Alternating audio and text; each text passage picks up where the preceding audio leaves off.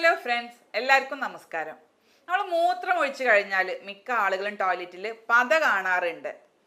അപ്പോൾ മിക്ക ആളുകളും പത കണ്ടു കഴിഞ്ഞാൽ വളരെ ടെൻഷനോട് കൂടെ ചോദിക്കുന്ന ഒരു കാര്യമാണ്, ഡോക്ടർ ഇത് കിഡ്നി രോഗം കാരണം വരുന്ന പതയാണോ, എന്തെങ്കിലും നമ്മൾ ടെസ്റ്റുകൾ ചെയ്ത് നോക്കേണ്ടതുണ്ടെന്ന് ഒട്ടുമിക്ക ആളുകളും ചോദിക്കാറുണ്ട്. പ്രത്യേകിച്ച് കുറച്ച് ഏജ്ഡ് ആയിട്ടുള്ള ആൾക്കാർ വളരെ കോമൺ ആയിട്ട് ചോദിക്കുന്ന ഒരു സംശയമാണ് ഒ പികളിൽ.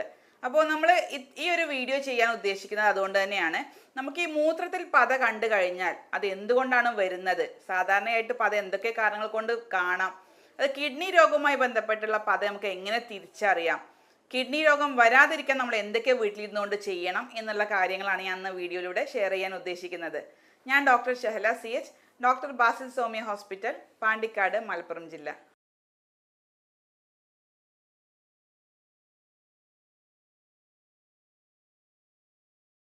അപ്പോൾ നമ്മൾ പത എന്ന് പറഞ്ഞു, മൂത്രത്തിൽ പതയ്ക്ക് കാരണം അത് പ്രോട്ടീൻസ് കാരണമാണ്. നമുക്കറിയാം, പ്രോട്ടീൻസ് എന്ന് പറയുമ്പോൾ രക്തത്തിലൊക്കെ ഒരുപാട് പ്രോട്ടീൻസ് നമുക്കറിയാം. ആൽബുമിൻ, ഗ്ലോബുലിൻ എന്ന് പറഞ്ഞ ഒരുപാട് പ്രോട്ടീൻസ് ഉണ്ട്. ഈ പ്രോട്ടീൻസ് ഉണ്ടായാൽ മാത്രമേ നമുക്ക് മസിൽസ് ഒക്കെ ശരിയായിട്ട് പ്രവർത്തിക്കുകയുള്ളൂ. നമ്മുടെ ഇമ്മ്യൂൺ സിസ്റ്റം ഒക്കെ ശരിയായിട്ട് പ്രവർത്തിക്കണമെങ്കിൽ, അല്ലെങ്കിൽ എല്ലുകളുടെയൊക്കെ ആരോഗ്യത്തിനൊക്കെ ഈ പ്രോട്ടീൻസ് വളരെ അത്യാവശ്യമാണ് നമ്മുടെ ശരീരത്തിൽ. പക്ഷേ ഈ പ്രോട്ടീൻസ് എപ്പോഴാണോ നമുക്ക് കൂടുതലായിട്ട് യൂറിനിലൂടെ, മൂത്രത്തിലൂടെ ലീക്കേജ് വരുന്നത്, അപ്പോഴാണ് നമുക്ക് മൂത്രത്തിൽ പതയായിട്ട് അത് കണ്ടുവരുന്നത്. സാധാരണ നമുക്കറിയാം, ഒരു കിഡ്നിയുടെ ഫങ്ഷൻ എന്ന് പറയുന്നത് കുറേ അരിപ്പ പോലെയുള്ള സ്ട്രക്ചേഴ്സ് കിഡ്നിയിലുണ്ട്. ഈ അരിപ്പ വഴിയാണ് അവർ ആവശ്യമില്ലാത്ത സാധനങ്ങളൊക്കെ പുറത്തേക്ക് യൂറിനിലൂടെ വിടുന്നത്. ഈ അരിപ്പകളാണ്.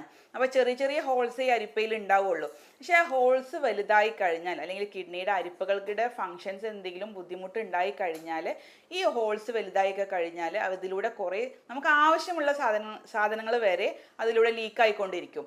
അതാണ് പിന്നീട് യൂറിനിലൂടെ പോയിക്കൊണ്ടിരിക്കുന്നത്. ആ ഒരു സാഹചര്യമാണ് നമ്മൾ മൂത്രത്തിൽ പത എന്നുള്ള സാഹചര്യമായിട്ട് വരുന്നത്.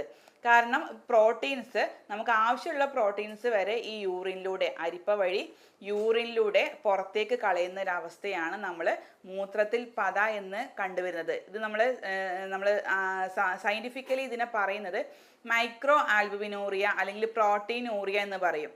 അപ്പോൾ മിക്ക ആളുകളും ചോദിക്കുന്ന ഒരു സംശയമാണ്, ഡോക്ടറെ സാധാരണ യൂറിനിലൂടെ പ്രോട്ടീൻ പോകുന്നില്ലേ, എന്തുകൊണ്ടാണ് ഈ പ്രോട്ടീൻ പോകുന്നത് കൊണ്ട് ഈ പതയായിട്ട് വരുന്നത് എന്ന് ചോദിക്കാറുണ്ട്. അത് ശരി തന്നെയാണ്. സാധാരണ ഒരു നോർമൽ റേഞ്ചിൽ പ്രോട്ടീൻസ് യൂറിനിലൂടെ പോകുന്നുണ്ട്. ആവശ്യമില്ലാത്ത പ്രോട്ടീൻസ് ഒക്കെ യൂറിനിലൂടെ പുറന്തള്ളുന്നുണ്ട്. പക്ഷെ അത് നോർമൽ റേഞ്ചിൽ നമുക്ക് പറയുകയാണെങ്കിൽ 140 മുതൽ 150 മില്ലിഗ്രാം എന്നുള്ള തോതിൽ മാത്രമേ പ്രോട്ടീന് പോകുന്നുള്ളൂ. ആ പ്രോട്ടീനിൽ തന്നെ ആൽബുമിൻ എന്നുള്ള പ്രോട്ടീൻ്റെ അളവ് വളരെ കുറവാണ്. ഒരു 30 മില്ലിഗ്രാമിനേക്കാളും താഴെ മാത്രമേ ആൽബുമിൻ്റെ അളവ് ഉണ്ടാവുള്ളൂ. പക്ഷേ ഈ ചില രോഗികളിൽ, കിഡ്നി സംബന്ധമായിട്ടുള്ള രോഗികളിൽ, അല്ലെങ്കിൽ മറ്റ് പല കാരണങ്ങൾ കൊണ്ടൊക്കെ ചില ആളുകളിൽ ഈ ആൽബുമിൻ എന്ന് പറഞ്ഞിട്ടുള്ള പ്രോട്ടീന് കൂടുതലായിട്ട് ഇതിലൂടെ യൂറിനിലൂടെ പുറത്തേക്ക് വരുന്നുണ്ട്. പ്രത്യേകിച്ച് 30 മില്ലിഗ്രാമിനേക്കാളും കൂടുതൽ, ചില ആളുകളിൽ 300 മില്ലിഗ്രാമിനേക്കാളൊക്കെ കൂടുതലായിട്ട് കണ്ടുവരുന്നുണ്ട്. അത് കുറച്ച് നമ്മൾ ശ്രദ്ധിക്കേണ്ട കാര്യം തന്നെയാണ്. അപ്പോഴാണ് നമ്മളിതിനെ ആൽബുമിനൂറിയ അല്ലെങ്കിൽ മൈക്രോ ആൽബുമിനൂറിയ എന്നൊക്കെ പറയുന്ന ഒരു കണ്ടീഷനിലേക്ക് അതെത്തുന്നത്. നമ്മൾ ഇതിനെക്കുറിച്ച് വ്യക്തമായിട്ടൊന്ന് പറയുന്നുണ്ട്. അപ്പോൾ ഈ മൂത്രത്തിൽ പത എന്ന് പറയുന്ന ഈ കണ്ടീഷന് കാരണം പല കാരണങ്ങളുണ്ട്. പ്രത്യേകിച്ച് നമുക്കറിയാം, സാധാരണ നമ്മൾ മൂത്രം ഒഴിക്കുമ്പോൾ, പ്രത്യേകിച്ച് നമ്മളറിയാം, വെള്ളം കുടിക്കാൻ നമ്മൾ വളരെയധികം മടി കാണിക്കുന്ന ആൾക്കാരാണ്. അപ്പോൾ വെള്ളം കൂടി കുറയുന്ന സാഹചര്യങ്ങളിൽ മൂത്രം ഒന്നുകൂടെ കോൺസെൻട്രേറ്റഡ് ആയിട്ട് പുറത്തേക്ക് പോകാനുള്ള സാധ്യതയുണ്ട്. ആ സമയത്ത് മൂത്രം ഒഴിക്കുമ്പോൾ നമുക്ക് നോർമലി സോപ്പ് ബബിൾസിൻ്റെ പോലെ ടോയ്ലറ്റ് ബോളിൽ നമുക്ക് മൂത്രത്തിൽ പത കാണാം. പക്ഷെ അത് നമുക്ക് സീരിയസ് ആയിട്ട് എടുക്കേണ്ട ഒരു കാര്യമല്ല. കാരണം നമുക്ക് കൂടുതലായിട്ട് വെള്ളം കുടിച്ചാൽ നമുക്ക് തന്നെ അറിയാം, മൂത്രത്തിൻ്റെ കളറൊക്കെ കുറച്ചുകൂടെ നല്ല കളറായി വരും. പിന്നെ ബബിൾസ് ഒക്കെ പോകുന്നത് നമുക്ക് ഓട്ടോമാറ്റിക്കലി നമുക്ക് അറിയാവുന്ന കാര്യങ്ങളാണ്. അപ്പം അതുകൊണ്ട് തന്നെ അത്തരത്തിലുള്ള മൂത്രത്തിൽ പത നമ്മൾ കാര്യമായിട്ട് എടുക്കേണ്ട കാര്യമില്ല. പക്ഷെ എപ്പോഴാണ് നമ്മളിത് ശ്രദ്ധിക്കേണ്ടത് എന്ന് വെച്ചാൽ, നമ്മൾ മൂത്രം ഒഴിക്കുന്ന സമയത്തൊക്കെ, അല്ലെങ്കിൽ മൂത്രം ഒഴിച്ച് കഴിഞ്ഞാൽ ഈ പത ഒന്ന് കട്ടിയുള്ള പതയായിട്ട് വരിക. പ്രത്യേകിച്ച് നമുക്കറിയാം, മുട്ടയുടെ വെള്ളയൊക്കെ നമ്മൾ ഒരു സ്പൂൺ വെച്ച് ഇളക്കി കഴിഞ്ഞാൽ, നല്ല ഷേക്ക് ചെയ്ത് കഴിഞ്ഞാൽ നല്ല കട്ടിയുള്ള പത കിട്ടും, അല്ലെങ്കിൽ ബബിൾസ് ആയിട്ട് കിട്ടും. അതുപോലെ നല്ല കട്ടിയുള്ള പതകൾ ടോയ്ലറ്റ് ബോളിൽ കാണുക. പ്രത്യേകിച്ച് ഒരു വെള്ള നിറത്തിലുള്ള ഒരു പറ്റിപ്പിടിച്ചിരിക്കുന്ന പോലെ ഒരു ടോയ്ലറ്റിൻ്റെ വശങ്ങളിലൊക്കെ അത് പറ്റിപ്പിടിച്ചിരിക്കുക. പിന്നെ ഫ്ലഷ് ചെയ്ത് കഴിഞ്ഞാലും അല്ലെങ്കിൽ വെള്ളം ഒഴിച്ച് കഴിഞ്ഞാലും അത്തരത്തിലുള്ള വെള്ള കളറിലുള്ള പറ്റിപ്പിടിച്ചിരിക്കുന്ന പ്രോട്ടീൻസ് ഒക്കെ കാണുകയാണെങ്കിൽ, അത്തരത്തിലുള്ള ബബിൾസ് ഒക്കെ കാണുകയാണെങ്കിലാണ് നമ്മൾ ഒന്നും കൂടെ ഇതിനെ കാര്യമായിട്ട് എടുക്കേണ്ടത്. അല്ലാതെ നോർമലായിട്ട് നമുക്കറിയാം, യൂറിന് കൂടുതലായിട്ട് ഗാഢതയിൽ കോൺസെൻട്രേഷൻ കൂടി കഴിഞ്ഞാൽ ബബിൾസ് ഉണ്ടാവും. അല്ലെങ്കിൽ നമ്മൾ ടോയ്ലറ്റിൽ എന്തെങ്കിലും നമ്മൾ ഡിറ്റർജൻസ് ഒക്കെ യൂസ് ചെയ്ത് കഴിഞ്ഞാൽ അതിൻ്റെ ഒരു ഇതുണ്ടെങ്കിൽ, ഒരു കണ്ടന്റ് ടോയ്ലറ്റിൽ ഉണ്ടെങ്കിലും നമുക്ക് യൂറിനിൽ ബബിൾസ് വരാം. അപ്പം അത് കാര്യമായിട്ട് എടുക്കേണ്ട ആവശ്യമില്ല. ഈ തരത്തിൽ കട്ടിയുള്ള പത കാണുകയാണെങ്കിൽ അല്ലെങ്കിൽ കൂടുതൽ വെള്ള നിറത്തിൽ പറ്റി പിടിച്ച് ഒക്കെ ഇരിക്കുകയാണെങ്കിലാണ് നമ്മൾ കൂടുതലായിട്ട് അതിനെക്കുറിച്ച് ശ്രദ്ധിക്കേണ്ടതും ഒരു ഡോക്ടറെ കണ്ടിട്ട് ആവശ്യമായ ടെസ്റ്റുകളൊക്കെ ചെയ്യേണ്ടതും. അപ്പോൾ നമ്മൾ ആദ്യം പറഞ്ഞ കേസ് നമുക്കറിയാം, നമ്മൾ കൂടുതലായിട്ട് ശ്രദ്ധിക്കേണ്ട ആവശ്യമില്ലാത്ത പത പറഞ്ഞു. അപ്പോൾ അത്തരത്തിലുള്ള മൂത്രത്തിൽ പതയ്ക്ക് കാരണക്കാരനായിട്ടുള്ള കുറച്ച് കാര്യങ്ങളുണ്ട്. ഒരു 8-10 കാരണങ്ങൾ കൊണ്ട് നമുക്ക് സാധാരണയായിട്ട് മൂത്രത്തിൽ പത കാണാം. അപ്പോൾ അത് ഇതൊക്കെയാണെന്ന് ആദ്യം പറയാം. അതിൽ ഏറ്റവും ആദ്യം നമുക്ക് ഒന്നാമത്തെ കാരണമായിട്ട് പറയുന്നത് വെള്ളം കൂടി കുറയുന്നത് തന്നെയാണ്. വെള്ളം കൂടി കുറഞ്ഞു കഴിഞ്ഞാൽ മൂത്രത്തിൻ്റെ കോൺസെൻട്രേഷൻ കൂടും. അത് കാരണം മൂത്രത്തിൽ ചെറിയ ചെറിയ ബബിൾസ് ആയിട്ട് ഫോം ചെയ്യാറുണ്ട്. അപ്പോൾ അതിന് വേണ്ടിയിട്ട് നമ്മൾ ധാരാളം വെള്ളം കുടിക്കുക. മൂത്രം ഒന്നും കൂടെ ഡൈല്യൂട്ട് ചെയ്ത് പോയി കഴിഞ്ഞാൽ ഈ മൂത്രത്തിലെ പത ഓട്ടോമാറ്റിക്കലി കുറഞ്ഞു കാണും. പിന്നെ രണ്ടാമത്തെ ഒരു കണ്ടീഷൻ എന്ന് പറയുന്നത്, യൂഷ്വലി നമ്മൾ കൂടുതലായിട്ട് യൂറിനറി ട്രാക്ട് ഇൻഫെക്ഷൻസ്, പ്രത്യേകിച്ച് മൂത്രത്തിൽ ഇൻഫെക്ഷൻസ് ഒക്കെ ഇടക്കിടക്ക് വരുന്ന ആളുകളിൽ വേറെ എന്തെങ്കിലും ഇൻഫെക്ഷൻസ് ശരീരത്തിൽ ഉണ്ടെങ്കിലൊക്കെ മൂത്രത്തിൽ പത കാണാം. പിന്നെ കല്ല്, നമ്മൾ യൂറിനറി ട്രാക്റ്റിൽ അല്ലെങ്കിൽ കിഡ്നിയിലൊക്കെ കല്ലുകളുള്ള ആളുകളാണെങ്കിലും ഈ മൂത്രത്തിൽ ഇത്തരത്തിലുള്ള നിറവ്യത്യാസവും അതുപോലെ തന്നെ പതയൊക്കെ കാണാറുണ്ട്. പിന്നെ പെയിൻ കില്ലേഴ്സ്, വേദന സംഹാരികളൊക്കെ കൂടുതലായിട്ട് ഉപയോഗിക്കുന്ന ആളുകളിലും കാണാം. അതുപോലെ തന്നെ കൂടുതലായിട്ട് സ്ട്രെസ് ഉള്ള ആളുകളിൽ, കൂടുതലായിട്ട് സ്ട്രെയിൻ അനുഭവിക്കുന്ന ആളുകളിൽ കാണാറുണ്ട്. അതുപോലെ തന്നെ നമുക്ക് പാരമ്പര്യമായിട്ട് വല്ല കിഡ്നി സംബന്ധമായിട്ടുള്ള അസുഖങ്ങൾ അല്ലെങ്കിൽ ഓട്ടോ ഇമ്മ്യൂൺ ഡിസീസുകളുള്ള IgA നെഫ്രോപ്പതി എന്നൊക്കെ പറയുന്ന അസുഖങ്ങളിലുള്ളവരിലും നോർമലായിട്ട് ഈ മൂത്രത്തിൽ പത കാണാറുണ്ട്. പിന്നെ മറ്റ് പല കണ്ടീഷനുകളും കിഡ്നി സംബന്ധമായിട്ടുള്ള കാരണങ്ങൾ കൊണ്ട് മൂത്രത്തിൽ പത കാണാം. അതിൽ ഏറ്റവും ഇമ്പോർട്ടൻ്റ് ആയിട്ടുള്ള ഒന്നാണ് നമ്മൾ ബ്ലഡ് പ്രഷർ കൺട്രോൾ ചെയ്യാത്ത ആളുകളിൽ.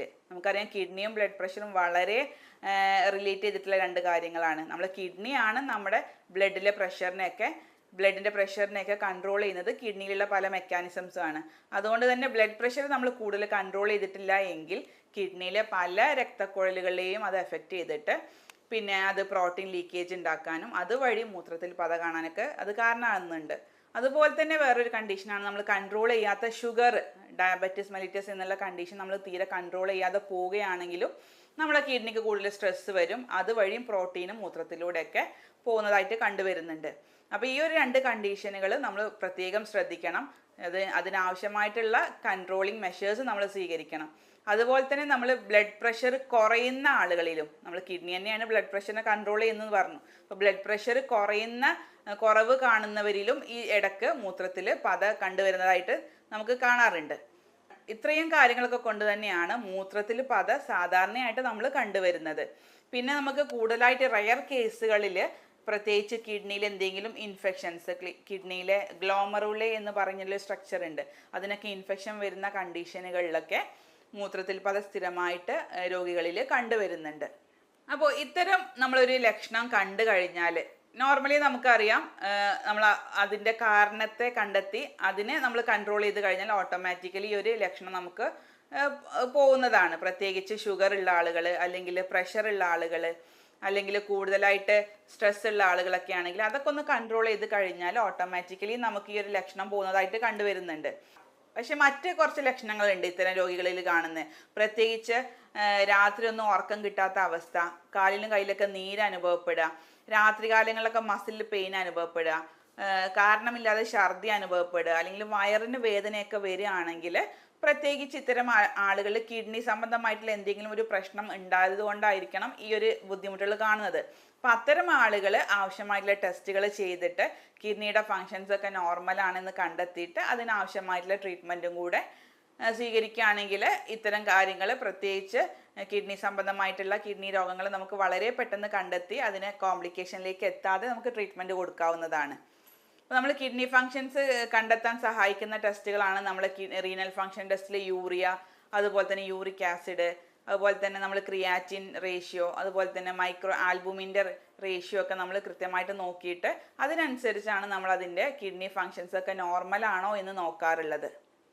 അപ്പോൾ ഇത്തരം ആളുകൾ, കിഡ്നി സംബന്ധമായിട്ടുള്ള രോഗങ്ങൾ വരാൻ സാധ്യതയുള്ള ആളുകൾ, അല്ലെങ്കിൽ നമ്മുടെ മൂത്രത്തിൽ സ്ഥിരമായിട്ട് പത കാണുന്ന ആളുകൾ, അല്ലെങ്കിൽ ക്രിയാറ്റിനും കൂടുതലായിട്ട് ബ്ലഡിൽ കൂടുതലുള്ള ആളുകളൊക്കെ ആണെങ്കിൽ നമ്മൾ ഭക്ഷണത്തിൽ കുറച്ച് കാര്യങ്ങൾ അവർ നിർബന്ധമായിട്ടും ഫോളോ ചെയ്യേണ്ടതുണ്ട്. കാരണം കിഡ്നിയുടെ ആരോഗ്യം പ്രത്യേകിച്ച് ഡിപ്പെൻഡ് ചെയ്യുന്നത് നമ്മുടെ ഭക്ഷണ രീതികളെയാണ്. ഭക്ഷണത്തിലുള്ള ഒരുപാട് കാര്യങ്ങൾ ശ്രദ്ധിക്കേണ്ടതുണ്ട് ഇത്തരം ആളുകൾ. അപ്പോൾ അതാണ് ഇനി നമ്മൾ പറയാൻ ഉദ്ദേശിക്കുന്നത്. അതിൽ ഏറ്റവും പ്രധാനപ്പെട്ടുള്ള കാര്യം വെള്ളത്തിൻ്റെ കാര്യം തന്നെയാണ്. വെള്ളം നമുക്കറിയാം, നോർമലി ഒരാൾ കുടിക്കുന്നത് 2-3 ലിറ്റർ വെള്ളമൊക്കെ കുടിക്കാറുണ്ട്. പക്ഷേ ഈ കിഡ്നി രോഗം ഉള്ള ആളുകൾ അല്ലെങ്കിൽ പ്രാരംഭ ലക്ഷണങ്ങളുള്ള ആളുകളൊക്കെ ആണെങ്കിൽ അവർക്ക് എത്രത്തോളം യൂറിൻ പുറത്തേക്ക് പോകുന്നുണ്ട് അതിൻ്റെ കൂടെ ഒരു 600 ml മാത്രമേ അവർക്ക് നോർമലി അവർക്ക് ആവശ്യമായിട്ടുള്ളൂ. അപ്പോൾ അത്തരത്തിലൊരു 1 ലിറ്റർ മൂത്രം ഒരാൾക്ക് പോകുന്നുണ്ടെങ്കിൽ ആ 1 ലിറ്ററിൻ്റെ കൂടെ ഒരു 600 ml കൂടെ കൂട്ടിച്ചേർത്ത് ഒരു 1.6 ലിറ്റർ വെള്ളം മാത്രമേ അവർക്ക് ഡെയിലി അവർക്ക് ശരീരത്തിലേക്ക് ആവശ്യമുള്ളൂ. അത് കൂടിക്കഴിഞ്ഞാൽ നമുക്ക് കിഡ്നിക്ക് സ്ട്രെസ് വരാനും ബുദ്ധിമുട്ടുകൾ ഉണ്ടാവാനൊക്കെ ചാൻസ് ഉണ്ട്. അപ്പോൾ അതാണ് വെള്ളത്തിൻ്റെ കാര്യത്തിൽ ശ്രദ്ധിക്കേണ്ടത്. അതുപോലെ തന്നെ മറ്റ് പല രോഗികളും ചോദിക്കാറുണ്ട്, നമ്മുടെ മൂത്രത്തിലൂടെയൊക്കെ പത കാണുന്നവർ കുറേ പ്രോട്ടീൻസ് ആണ് ഈ പതയായിട്ട് പുറത്തേക്ക് പോകുന്നത്, അതുകൊണ്ട് തന്നെ നമ്മൾ കൂടുതലായിട്ട് പ്രോട്ടീൻ എടുക്കേണ്ടതുണ്ടോ എന്ന് ചോദിക്കാറുണ്ട്. പക്ഷെ അതിൻ്റെ ആവശ്യമില്ല. കാരണം നമുക്കറിയാം പ്രോട്ടീൻ ലോഡ് കൂടി കഴിഞ്ഞാലും കിഡ്നിക്ക് സ്ട്രെസ് വരും. അപ്പോൾ അത് കാരണം പ്രോട്ടീൻ ഒരു ആവറേജ് ലെവലിൽ മാത്രമേ ഇത്തരം രോഗികൾ എടുക്കേണ്ടതുള്ളൂ. ഒരു ഏകദേശം നമുക്കറിയാം ഒരു 0.6 മുതൽ 0.8 ഗ്രാം പെർ ഡേ എന്നുള്ള രീതിയിൽ മാത്രമേ ഇവർക്ക് പ്രോട്ടീൻ എടുക്കേണ്ട ആവശ്യമുള്ളൂ.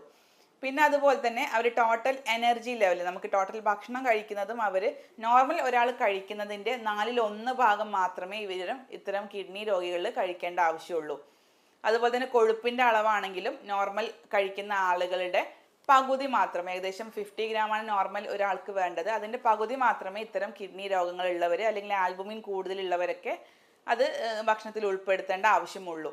അതുപോലെ തന്നെയാണ് നമ്മുടെ ഉപ്പിൻ്റെ കാര്യത്തിലും. ഉപ്പ് വളരെയധികം ശ്രദ്ധിക്കേണ്ട ഒരു കാര്യമാണ്. കാരണം ബ്ലഡ് പ്രഷർ കൺട്രോൾ ആവാതിരിക്കാൻ പ്രധാനപ്പെട്ടുള്ള ഒരു കാരണം നമ്മുടെ അമിതമായിട്ടുള്ള ഉപ്പിൻ്റെ ഉപയോഗമാണ്. അപ്പോൾ പ്രത്യേകിച്ച് നമുക്കറിയാം, ഉപ്പ് എന്ന് പറയുമ്പോൾ നമ്മൾ കറികളിൽ ഇടുന്ന ഉപ്പ് മാത്രമല്ല, നമ്മൾ കഴിക്കുന്ന ബേക്കറി പലഹാരങ്ങളിലും പുറമേ നിന്നുള്ള ഫാസ്റ്റ് ഫുഡിലൊക്കെ ഒരുപാട് ഉപ്പുണ്ട്. അപ്പോൾ ടോട്ടൽ ഉപ്പിൻ്റെ അളവ് എന്ന് വെച്ചാൽ ഏകദേശം 2 ഗ്രാമിനേക്കാളും താഴെ മാത്രമേ ഇത്തരം ലക്ഷണങ്ങളുള്ള ആളുകൾ കഴിക്കാൻ പാടുള്ളൂ. നോർമൽ ഒരാൾക്കാർ എന്ന് വെച്ചാൽ ഏകദേശം 6-8 ഗ്രാംസ് ഒക്കെ ഡെയിലി ഒരാളുടെ ശരീരത്തിലേക്ക് എത്തുന്നുണ്ട്. അപ്പോൾ ഇത്തരം ആളുകളിൽ 2 ഗ്രാംസ് മാക്സിമം പാടുള്ളൂ. പിന്നെ അതുപോലെ തന്നെ ചോദിക്കുന്ന വേറൊരു സംശയമാണ് സോഡിയം, പൊട്ടാഷ്യം, ഫോസ്ഫറസ് ലവണങ്ങളുടെ അളവുകളും അതുപോലെ തന്നെ അത് അടങ്ങിയിട്ടുള്ള ഏതൊക്കെ ഭക്ഷണങ്ങളാണ് നമ്മൾ കഴിക്കാൻ പാടില്ലാത്തത്, ഏതൊക്കെ ഭക്ഷണമാണ് നമ്മൾ കഴിക്കേണ്ടതെന്ന് പല ആൾക്കാരും സംശയം ചോദിക്കാറുണ്ട്. അപ്പോൾ അത് നമ്മൾ ക്ലിയർ ആയിട്ട് പറയുന്നുണ്ട്. ഒട്ടുമിക്ക ആളുകൾ OP ചോദിക്കുന്ന ഒരു സംശയമാണിത്. അപ്പോൾ ആദ്യം തന്നെ പറയാം, സോഡിയത്തിൻ്റെ കാര്യം പറയാം. സോഡിയം എന്ന് പറയുമ്പോൾ നമുക്കറിയാം നോർമൽ ഒരു ആവറേജ് ലെവലിൽ നമുക്ക് സോഡിയം ആവശ്യമാണ് ശരീരത്തിന്. ഒട്ടുമിക്ക നമ്മളെ മസിൽസിൻ്റെ പ്രവർത്തനങ്ങൾക്കും നമ്മളെ മറ്റ് പല ആവശ്യങ്ങൾക്കും സോഡിയം അത്യാവശ്യമാണ്. അപ്പോൾ ഒരു ആവറേജ് ലെവലിൽ സോഡിയം മെയിൻറ്റെയിൻ ചെയ്ത് കൊണ്ടുപോവുക. പക്ഷെ കൂടുതൽ സോഡിയം അടങ്ങിയിട്ടുള്ള ഭക്ഷണം നിർബന്ധമായിട്ടും ഒഴിവാക്കണം. അതിൽ പെട്ടവയാണ് നമ്മുടെ സോഡിയം കൂടുതലുള്ള നമ്മുടെ ഉപ്പിലിട്ട പലഹാരങ്ങൾ അല്ലെങ്കിൽ ഉപ്പിലിട്ട നമ്മുടെ അച്ചാറുകൾ എന്നിങ്ങനെയുള്ള, അല്ലെങ്കിൽ അജിനോമോട്ടോ അല്ലെങ്കിൽ ക്യാനിലുള്ള ഫുഡുകൾ, പ്രോസസ്ഡ് ഫുഡുകളൊക്കെ പൂർണ്ണമായിട്ടും ഒഴിവാക്കുക. അതുപോലെ തന്നെ പൊട്ടാഷ്യം കൂടുതലുള്ള ഭക്ഷണങ്ങളും ഇത്തരം രോഗികൾ, പ്രത്യേകിച്ച് ആൽബുമിനും ക്രിയാറ്റിനും ഒക്കെ കൂടുതലുള്ള ആളുകൾ പൊട്ടാഷ്യം കൂടുതലുള്ള ഭക്ഷണങ്ങളും ഒഴിവാക്കേണ്ടതുണ്ട്. കരിക്കിൻ വെള്ളം പൊട്ടാഷ്യം കൂടുതലുള്ള ഒരു ഡ്രിങ്ക് തന്നെയാണ്, അത് ഒഴിവാക്കുക. അതുപോലെ തന്നെ നമ്മൾ നേന്ത്രപ്പഴം പുഴുങ്ങിയതാണെങ്കിൽ വലിയ പ്രശ്നമില്ല, അതിൻ്റെ പൊട്ടാഷ്യത്തിൻ്റെ കണ്ടൻ്റൊക്കെ കുറഞ്ഞു കിട്ടും. പക്ഷേ ആസ് സച്ച് നമുക്ക് നേന്ത്രപ്പഴം ഒരിക്കലും കഴിക്കാൻ പാടില്ല ഇത്തരം കിഡ്നി രോഗികളിൽ കേട്ടോ. അതുപോലെ തന്നെ നമുക്ക് ചേന, ചേമ്പ്, പൂള, ഉരുളക്കിഴങ്ങ് എന്നിവയും പൂർണ്ണമായിട്ട് ഒഴിവാക്കുക. പിന്നെ നമുക്ക് കടൽ മത്സ്യങ്ങൾ, ചെമ്മീൻ, ഞണ്ട് പോലത്തെ കടൽ മത്സ്യങ്ങൾ ഒഴിവാക്കണം. അതുപോലെ തന്നെ ചീര, മുരിങ്ങാക്കായയും ഒഴിവാക്കുന്നത് വളരെയധികം നല്ലതാണ്. ഇതുപോലെ തന്നെയാണ് ഫോസ്ഫറസ് അടങ്ങിയിട്ടുള്ള ഭക്ഷണങ്ങളും ഇത്തരം രോഗികൾ ഒഴിവാക്കേണ്ടതുണ്ട്. പ്രത്യേകിച്ച് പാലുൽപ്പന്നങ്ങളും അതുപോലെ തന്നെ കോള പോലെയുള്ള ബ്ലാക്ക് കളറിലുള്ള എല്ലാ ഡ്രിങ്ക്സും ഒഴിവാക്കുന്നത് വളരെ നല്ലതാണ്. അതുപോലെ തന്നെ നമുക്ക് മാർക്കറ്റുകളിൽ കിട്ടുന്നതാണ് ഇൻസ്റ്റൻ്റ് ആയിട്ടുള്ള കോഫി, ഇൻസ്റ്റൻ്റ് ആയിട്ടുള്ള ഹോർലിക്സ്, ഇൻസ്റ്റൻ്റ് ആയിട്ടുള്ള ബൂസ്റ്റൊക്കെ വളരെ സുലഭമായിട്ടൊന്ന് കിട്ടുന്നുണ്ട്. അപ്പോൾ ഇൻസ്റ്റൻ്റ് ആയിട്ട് കിട്ടുന്ന ഡ്രിങ്ക്സൊക്കെ ഇത്തരം ലക്ഷണങ്ങളുള്ള ആളുകൾ പൂർണ്ണമായിട്ടും ഒഴിവാക്കേണ്ടതുണ്ട്. പിന്നെ സേഫായിട്ട് ഇവർക്ക് കഴിക്കാൻ പറ്റുന്ന ഭക്ഷണങ്ങളാണ്, പ്രത്യേകിച്ച് ഫ്രൂട്ട്സുകളിലാണെങ്കിൽ ആപ്പിൾ നല്ലതാണ്, പൈനാപ്പിള്, പേരക്ക, പിയർ ഇവ സേഫായിട്ട് ഇവർക്ക് കഴിക്കാവുന്നതാണ്. അതുപോലെ തന്നെ പഴുത്ത പപ്പായം സേഫാണ്, വാഴത്തണ്ട് നല്ലതാണ് ഇത്തരം ആളുകളിൽ കേട്ടോ. അതുപോലെ തന്നെ നമുക്ക് കഴിക്കാവുന്ന മറ്റ് കുറച്ച് ഭക്ഷണങ്ങളാണ്, നമുക്ക് നോർമലായിട്ടുള്ള മറ്റ് പച്ചക്കറികളും കൂടുതലായിട്ട് നമ്മൾ സോൾട്ടിൻ്റെ കണ്ടന്റ് ഇല്ലാത്ത പച്ചക്കറികളും ഇവർക്ക് ഉപയോഗിക്കാവുന്നതാണ്. പക്ഷേ പച്ചക്കറികളിലൊക്കെ ചില പച്ചക്കറികളിൽ സോഡിയം പൊട്ടാഷ്യം കൂടുതലായിട്ടുണ്ട്. അത്തരം പച്ചക്കറികൾ നമ്മൾ ചെയ്യേണ്ടത് ഒന്ന് വെള്ളത്തിലിട്ട് നല്ലപോലെ ബോയിൽ ചെയ്യുക, തിളപ്പിച്ചെടുക്കുക. എന്നിട്ട് ആ തിളപ്പിച്ച വെള്ളം ഊറ്റിക്കളഞ്ഞിട്ട് ആ പച്ചക്കറികൾ നമുക്ക് അതുപോലെ ഉപയോഗിക്കാവുന്നതാണ്. അപ്പോൾ അതിൻ്റെ സോഡിയത്തിൻ്റെ പൊട്ടാസ്യത്തിൻ്റെ ഒക്കെ കണ്ടന്റ് കുറഞ്ഞിട്ട് നമുക്ക് സേഫ് ആയിട്ടുള്ള രീതിയിൽ ഈ പച്ചക്കറികൾ നമ്മുടെ ശരീരത്തിലേക്ക് കഴിക്കാവുന്നതാണ്. അപ്പോൾ ഇത്രയും കാര്യങ്ങൾ നമ്മൾ ഇത്തരം രോഗികൾ, പ്രത്യേകിച്ച് മൂത്രത്തിൽ പത സ്ഥിരമായിട്ട് കാണുന്ന ആളുകൾ, BP കൊളസ്ട്രോളൊക്കെ സ്ഥിരമായിട്ട് കൺട്രോൾ ചെയ്യാത്ത ആളുകൾ, ആൽബുമിനും ക്രിയാറ്റിനും ഒക്കെ എപ്പോഴും കൂടി നിൽക്കുന്ന ആളുകളാണെങ്കിൽ ഇത്തരം ഫുഡിൻ്റെ കാര്യങ്ങൾ പ്രത്യേകം ശ്രദ്ധിക്കുക. ഇല്ലെങ്കിൽ അത് ആൽബുമിൻ്റെ അളവ് കൂടാനും ക്രിയാറ്റിനും കൂടാനും പിന്നീട് അത് കിഡ്നി ഫെയിലിയറിലേക്കൊക്കെ എത്താനുള്ള ചാൻസ് വളരെ കൂടുതലാണ്. അപ്പോൾ ആ ഒരു അവസ്ഥയിലേക്ക് എത്താതിരിക്കാൻ ഭക്ഷണ രീതികളിൽ പ്രത്യേകിച്ച് നിങ്ങൾ ശ്രദ്ധിക്കുക. പിന്നെ ചില കേസുകളിൽ നമുക്ക് പ്രത്യേകിച്ച് ആൽബുമിനൊക്കെ കൂടുതലായിട്ട് കണ്ടുവരുന്ന ആളുകളിലൊക്കെ ആണെങ്കിൽ നമുക്ക് വളരെ എഫക്റ്റീവായിട്ടുള്ള ട്രീറ്റ്മെൻറ്റ് തന്നെ എടുക്കേണ്ടി വരും. നമ്മൾ ഇങ്ങനത്തെ കേസുകളിൽ ചെയ്യുന്നത് അവരുടെ ആൽബുമിൻ കൂടാനുള്ള കാരണം, പ്രത്യേകിച്ച് രോഗകാരണം കണ്ടെത്തും.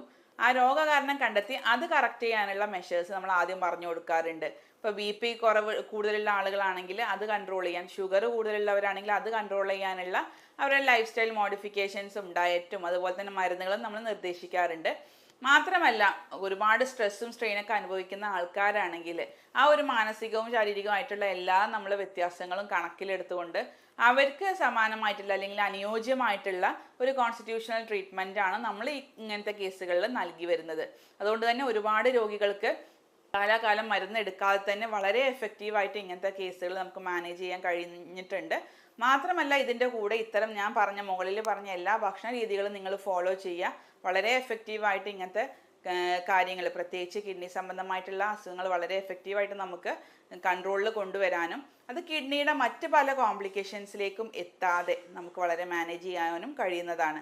ഇപ്പോൾ കിഡ്നിക്ക് അറിയാം, നമ്മൾക്ക് പെട്ടെന്ന് നമ്മുടെ കിഡ്നി എന്നൊക്കെ പറയുന്നത് വളരെ പെട്ടെന്ന് നമുക്ക് അസുഖങ്ങൾ വരുന്നതും നമ്മൾ തീരെ ശ്രദ്ധിച്ചിട്ടില്ലെങ്കിൽ അത് കിഡ്നി ഫെയിലിയറിലേക്കും ഡയാലിസിസിലേക്കൊക്കെ എത്താൻ സാധ്യതയുള്ള കണ്ടീഷനുകളാണ്. അപ്പോൾ അതിലേക്കൊന്നും എത്താതെ ഇരിക്കാൻ ഞാൻ ഈ പറഞ്ഞ കാര്യങ്ങൾ നിങ്ങൾ കൃത്യമായിട്ട് ഫോളോ ചെയ്യുക. അപ്പോൾ ഇതുമായി ബന്ധപ്പെട്ട എന്തെങ്കിലും സംശയങ്ങൾ ഉണ്ടെങ്കിൽ, എന്തൊക്കെ ഭക്ഷണങ്ങൾ കഴിക്കണം, അല്ലെങ്കിൽ എന്തൊക്കെ ഭക്ഷണം കഴിക്കാതിരിക്കേണ്ടത്, ഏതൊക്കെ ട്രീറ്റ്മെൻ്റ് ആണ് എടുക്കേണ്ടത് എന്നിങ്ങനെയുള്ള സംശയങ്ങൾ നിങ്ങൾക്ക് ഉണ്ടെങ്കിൽ താഴെ കാണുന്ന വാട്സപ്പ് നമ്പറിൽ നിങ്ങൾക്ക് എന്നെ നേരിട്ട് ബന്ധപ്പെടാവുന്നതാണ്, അല്ലെങ്കിൽ മെസ്സേജ് ചെയ്യാവുന്നതാണ്. നേരിട്ട് വരാൻ ബുദ്ധിമുട്ടുള്ള, കിഡ്നി സംബന്ധമായിട്ടുള്ള ബുദ്ധിമുട്ടുള്ളവർ നമുക്ക് ഓൺലൈൻ വഴി കൺസൾട്ടേഷൻ എടുത്തിട്ട് മരുന്നുകൾ എത്തിച്ചേരുന്ന സംവിധാനം ഇപ്പോൾ ലഭ്യമാണ്. അപ്പോൾ ഇത്തരത്തിലുള്ള സംശയങ്ങൾക്ക് നിങ്ങൾക്ക് താഴെ കമൻ്റായിട്ട് രേഖപ്പെടുത്താം, അല്ലെങ്കിൽ നേരിട്ട് ബന്ധപ്പെടാവുന്നതാണ്. അപ്പോൾ ഇത്തരം ഇൻഫർമേഷൻസ് പരമാവധി ഇത്തരം ലക്ഷണങ്ങൾ കാണുന്നവർക്ക്, പ്രത്യേകിച്ച് കിഡ്നി രോഗങ്ങളുമായിട്ട് ബുദ്ധിമുട്ടുന്നവർക്ക് പരമാവധി ഒരു ഇൻഫർമേഷൻസ് നിങ്ങൾ പരമാവധി എത്തിക്കാൻ ശ്രദ്ധിക്കുക. ഒരുപാട് ആളുകൾക്ക് ഉപകാരമാകുന്ന വീഡിയോ ആണെന്ന് വിചാരിക്കുന്നു. സ്നേഹത്തോടെ doctor Shahala CH, doctor Basil Soumya hospital, Pandikkad, Malappuram ജില്ല.